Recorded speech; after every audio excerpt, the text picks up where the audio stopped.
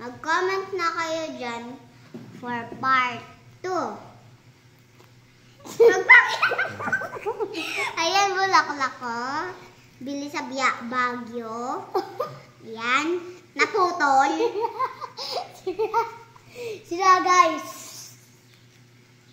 Kasi dati na po yan.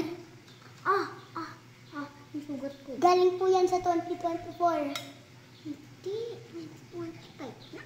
Ouch! Ito guys. Ayan, water bottle ko. Lagay. My Melody. Yan, Tagalog po kami. Tantaradan! Bag ko. Wait lang, bantayan mo yan, Marcos. Ay, pwede ko nga din pala dalhin. Wag na. Woo! Jumping on the bed! Dito, pakita na ko yung pencil ko.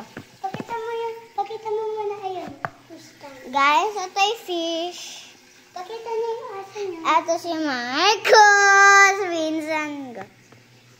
Ayan yung aso namin nasa labas. May introduce pa ako sa inyo.